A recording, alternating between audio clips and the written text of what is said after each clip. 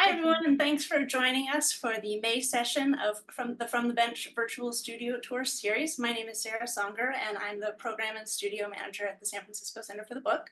And today we're really happy to have Courtney Cerruti as our guest artist. Courtney is an artist, author, and collaborator working out of Oakland, California. She's authored 5 art and craft books with Quarto and Abrams, which have been translated into Italian, French, German, Spanish, and Chinese. She works in many media, with watercolor being a current favorite. She's the mother of a young child and a dog, and currently teaches workshops all over the country and online at creativebug.com, where she is editor-in-chief. And with that, thank you, Courtney. Thanks, Sarah. That was such a nice little overview. Hi, everyone. Welcome to my very tiny hobbit hole of a studio. Sorry for the overhead light. It's like extra halo-y today, and it wasn't like this one, Sarah, and I practiced earlier this week. So I am saying hello from my studio. I like seeing everyone else's spaces. It's so much fun. Eye candy behind all of you. Thank you for joining me for this quick little lunchtime chat. I am familiar with San Francisco Center for the Book because I started taking classes there when I was a teenager, like as soon as I got my driver's license, and continued to do that, and then started teaching in my 20s. But I've taken a bit of a hiatus from teaching at the center, and you'll see why in my little slideshow. But I'm excited to be coming back next month. Is it June 1st or officially, right? So that's a month from yesterday. To teach an image transfer class. So some of you I may have met when I was there all the time teaching, but many of you may not know me. And I'm excited to meet you all. All right, I was going to share my screen and do a little presentation real quick. And then I think we'll do questions at the end, right?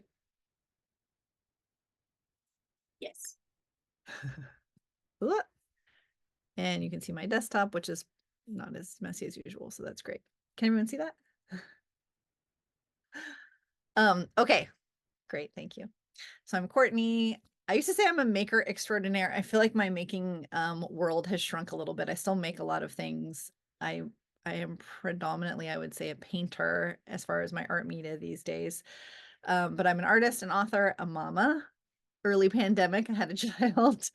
Editor-in-chief at Creative Bug, which is an online arts and crafts site where I've been teaching for 12 years, and I'm now the editor-in-chief. Educator, fabric designer, painter, collaborator. I do a lot of collaborations and curations with other folks in different venues as well. So those are kind of like my bullet points, what I do. And can I get to the next one? So artist, I use Instagram pretty regularly, although that's sort of fallen by the wayside as Instagram continues to change. So from the friends and community that I have online, people are always like, you do so many different things. I have to say that I do lots of little artistic things. I don't usually do anything with yarn. I don't knit or crochet. I really enjoy more paper and painting and book arts related stuff. And like I said, when I used to teach at San Francisco Center for the Book with regularity, like weekly, monthly, people would ask like, oh, what do you teach at the center? And my response would just be like all the messy classes, all the messy things. That's what I like to do. My preference right now is watercolor. I do a lot of watercolor painting. I like faces and florals. But in the history of my making things, I've done lots of botanical printing and paper sculpture. I used to teach paper flower classes all the time. I love mono prints as well, which is what this image in the center is, mono prints with watercolor on top. So it's like a little survey of the making stuff. I started publishing books, it's about 8, 9, 10 years. And I actually had my first book, Playing with Image Transfers was my first book. That was with Corey, which is now called Quarto. And I actually had my book launch at the Center for the Book in the last location. It was amazing. It was so fun. It was like a big party. I don't think people do that as much for craft books now, but I was very proud to do my first book and feel very lucky. It's still one of my favorites of the 5 books I've done. So these are my first 3, Playing with Image Transfers, washi tape, and then Playing with Surface Design. And then in early 2020, I had 2 other books come out. One called Make Art Where You Are, which is, it won't be as obvious here because I'm little when I'm talking, but this is what the book looks like. It's like a little sketching guide plus a how-to inside, and I can show you these later. And I love this book because it's just full of techniques to use watercolor, colored pencil, even markers in a very casual way to make art where you are. I would say historically, people have asked me, like, how do you have time to make art and have a career? And I used to own a shop and be a mom and do all these things. And it's really about maximizing those 5 or 10 minutes you do have. And that was the concept really behind Make Art Where You Are, plus sort of my favorite techniques for successful sketching and painting. And then in 2017, I started doing a project called One Color a Day, where I was just doing a little color swatch plus one thought every single day in a sketchbook. And that later in 2020 became a published book, which is called One Color a Day. And you can still get this book at your favorite local bookstore. And it has prompts in it, as well as some like watercolor guides. And I've been really happy. This is one thing about Instagram that I do like, is that I get to see what people do with these books and how they use them and incorporate them into their own art practice. So it's been really fun just to see on Instagram how many people are still using this book and buy it every single year, and it's become their sort of visual watercolor journal. Other people, though, will do colored pencil in it or collage in it. I've seen lots of interpretations of how people use this book, and that's been awesome. I'm consistently unable to switch the slides smoothly. So like I said, I work at Creative Bug. It's an online site for arts and crafts classes, sort of like Netflix for craft classes. And I started with Creative Bug early as an instructor. I was the 4th instructor they filmed. They had their original studios really close to center for the book on Kansas Street, is where we were located. Now we film everything in-house. We've been in the city for 9 years, and then we moved to Berkeley in the middle of pandemic. So I'm in Berkeley now for work. And I started as an artist on the site, and then I became what we call the artist coach, which is I would help artists film their classes. I also did all the set design for 10 years for Creative Bug. I finally passed that on to a very capable other Creative Bug staff member, Cabrina. She's doing an awesome job. But these are some of the sets that I had built. They reflect the artist style and their personal art practice. And actually, 2 of these are San Francisco artists. Up here is George McCalman. He's an amazing just style maker. He's an incredible person. He recently illustrated the book, Illustrated Black History. So those are his classes. And then in the bottom left here, that's Katya Ferris. She's also local to San Francisco. She does dolls. Actually, she makes dolls. Creative Bug is really fun. We're a super small team. We put out a video every single day, a new video every single day, and our whole company is 17 people. My crew is like 3 people, and we film everything in-house. So these are just some fun little behind the scenes antics of filming art and craft classes with various makers.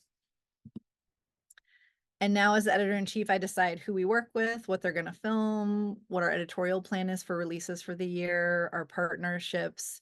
We're owned by Joann Fabrics, which they acquired us about 5 or 6 years ago. But we're mostly a pretty autonomous little unit. Like I said, we're 17 people. We film everything in our studios in Berkeley, which is actually upstairs. My studio is a tiny office room in the same building as the Creative Bug Studios. If you want to come have coffee with me and you're in Berkeley, please come say hello. We have good coffee in the neighborhood. And this is Lisa Solomon. She's also a local artist, this picture of her. So that's the site. And then in 2016, you know how you all have these bucket lists of things you always want to do? Like when I was in my 20s, I always wanted to publish a book. And then that happened, and I felt so lucky, and I couldn't believe it was happening. And when I was at Santa Cruz, I went to UC Santa Cruz. I was a painting major, and I was going to do library science. You'll see later how much I love libraries. And I got into library science school. And then at the end of the day, I decided, like, do I want to do painting professionally? Do I want to do library professionally? And then I was like, actually just want to open a shop. So that was on my long to do bucket list. And in 2016, one of my friends, Christina Diaz, who's in this little picture with me, she and I opened a shop in Oakland. It was called Long Weekend. It was everything for a great long weekend. We were only open on the weekends because I had my full-time job at Creative Bug. And we also had a gallery. So it was a great community space. We sold watercolor supply, printmaking supplies, sort of home goods, and then worked with a lot of artists, both locally and around the States, to do shows in our gallery, which at first were once a month, and then that was very tiring. And we started doing it more once every few months.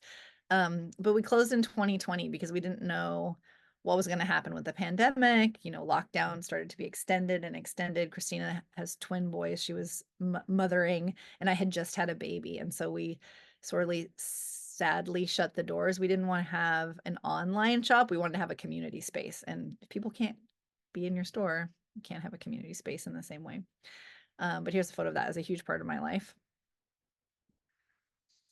And as an educator, this is something that I put on pause a little bit for in-person workshops when I had the shop, because I had my full-time job. I just had a baby.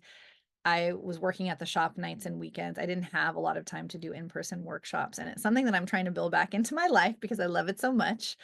But not prior to owning the shop, but I did take a pause in the shop. But when I was 7.5 months pregnant, that was the last time I did travel teaching. So I used to teach classes I would take a vacation and go teach a class somewhere in a new state. I've taught at Aeromont Historic Crafts School twice, doing a week-long image transfer intensive. And so I thought I would just share some fun student work. That's what this slide is. So this is all image transfers. That's a class I'm going to be teaching coming up on June 1st at the center. You can see in the bottom left-hand corner, this is Charlie. Charlie comes to all my classes with me. If you need a cuddle buddy, he is available. But I love image transfers. It was sort of like one of my first loves. It's what I wrote my first book on. And if you've never played with them before, I find them very serendipitous in the process. And that's what keeps me inspired to keep coming back. Like, what will happen next? So I think some of the student work really shows that. It's on paper, it's on wood, it's on fabric, it's on found objects. It's really versatile. On the bucket list of things I always wanted to do in 2020, I also launched my first fabric collection. I've done 2. So that's been a fun transition from drawing and painting to seeing it on surface design.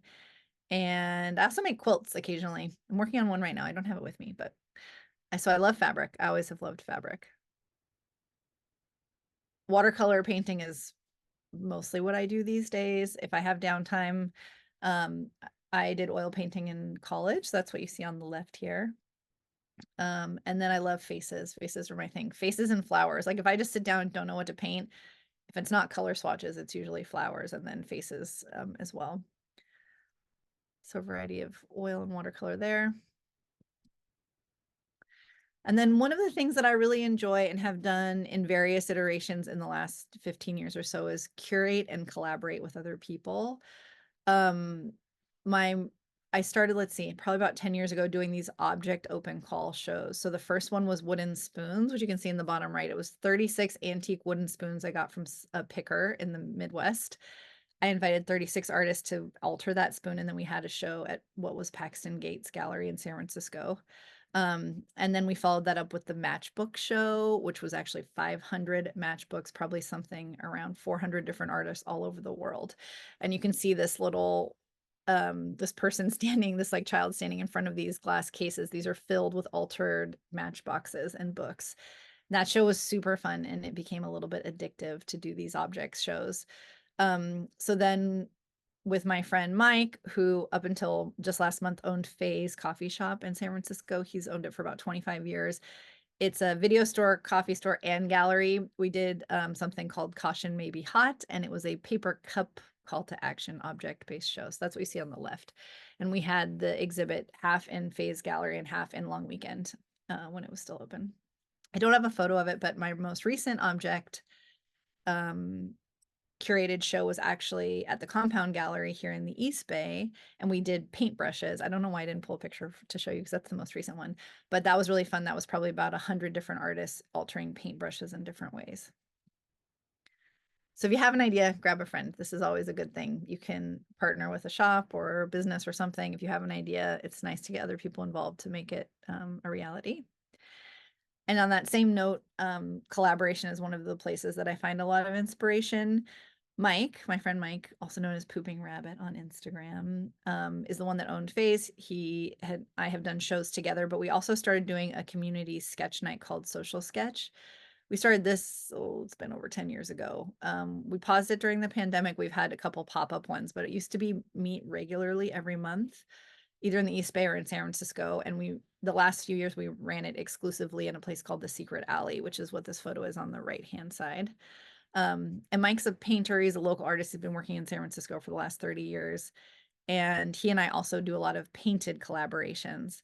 So there's like sleeping animals you see on the left. He does the animals because that's what he's really good at. And I do all the textiles. So like the cozy quilts. That's been a really fun series. We've made a zine out of that. And then sort of maybe sadly, mostly what we've been doing is pet portraits for people whose pets have passed, but it's a really nice little way to commemorate your pet is in these little portraits. But they're really enjoyable to do. And it's not something that would exist on my own. It just exists with Mike. There are a lot of things happening in the world. There are so many images. It's easy to be overwhelmed and saturated by like the potential of making. And then that can be sort of crippling, I think, too. You're just like, so like, I want to make something. There are all these options. I don't know what to do. And then you end up doing nothing and just like scrolling on Instagram. This may or may not be you, but this is how I find myself. And when that happens, or when I'm feeling like I have had no inspiration, not that I think you need to be inspired to do work. I think most times doing the work is what inspires the work.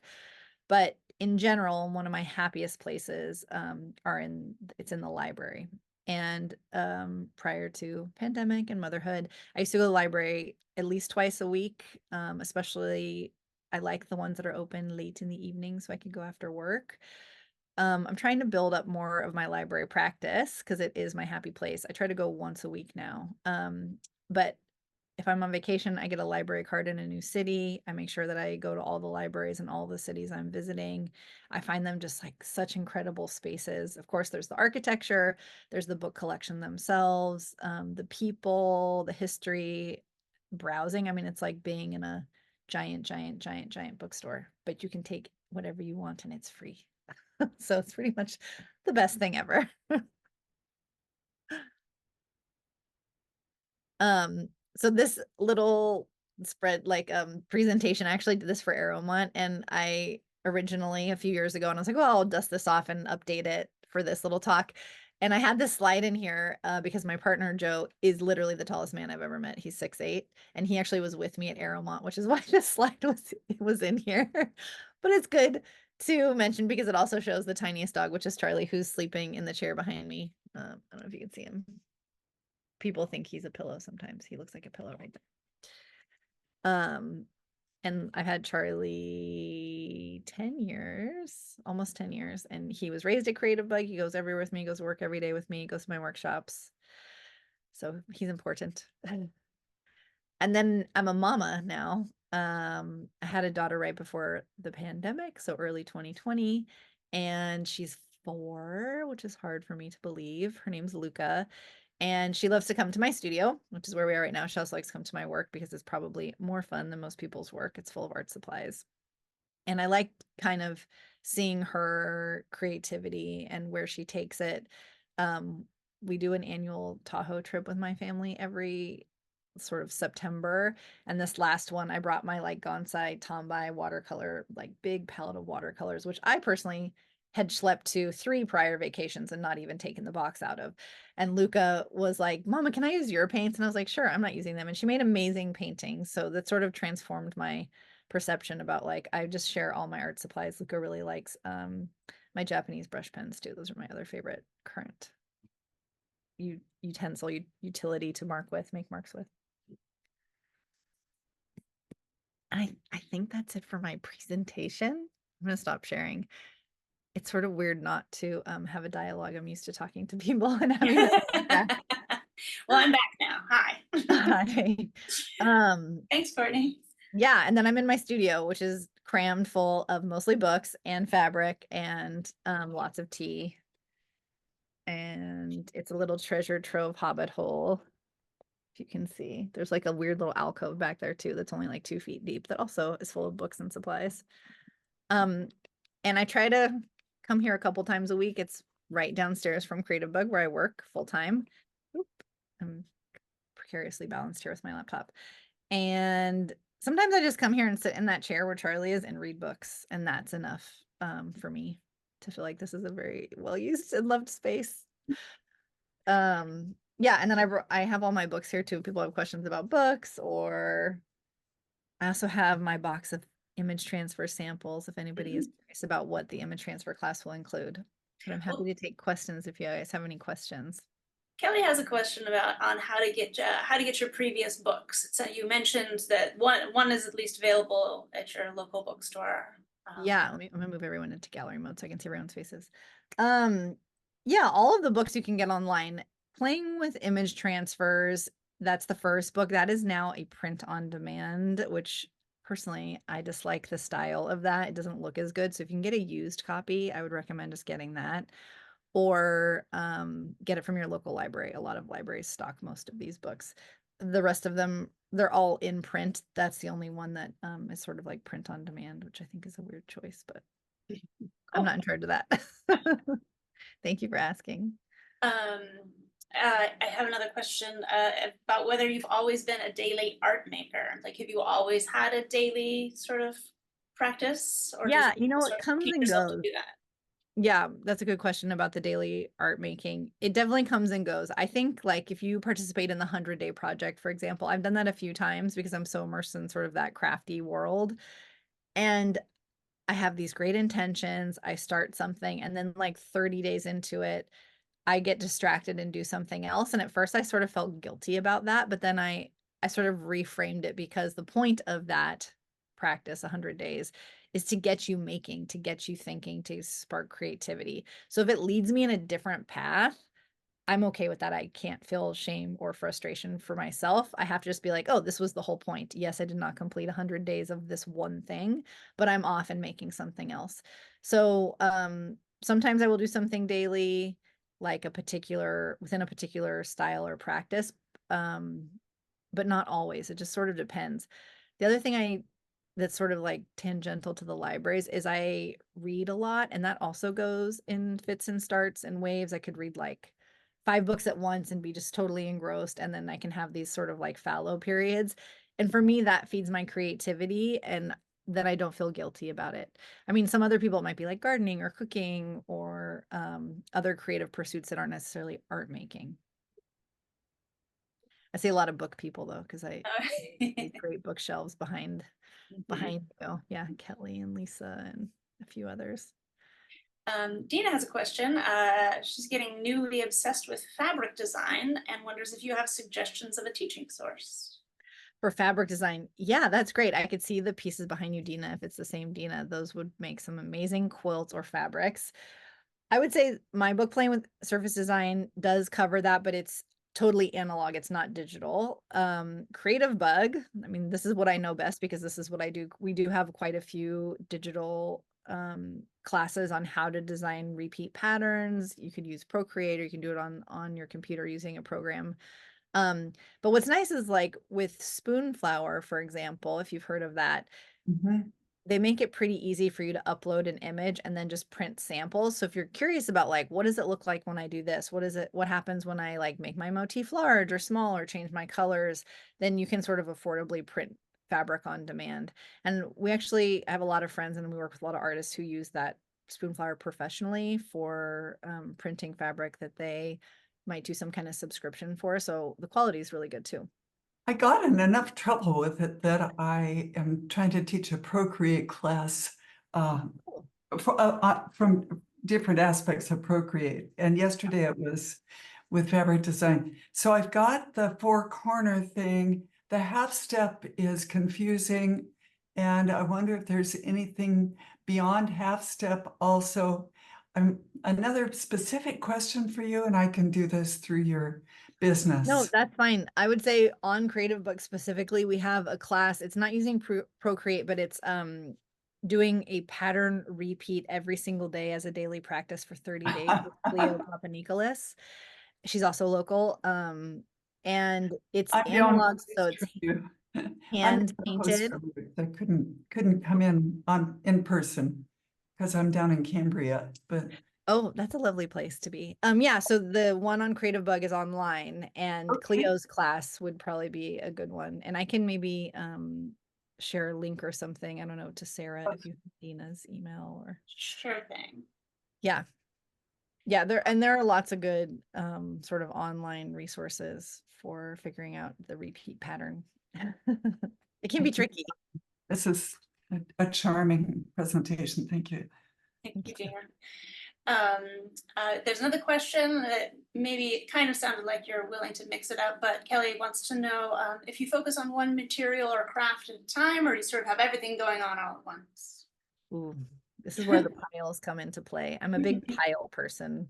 I kind of will, I have lots of things kind of percolating in the background. Again, it's easy to get overwhelmed. You could pin a million things to your Pinterest board and then look at it and be like, oh, look at all these artists making this great stuff and I'm not doing anything.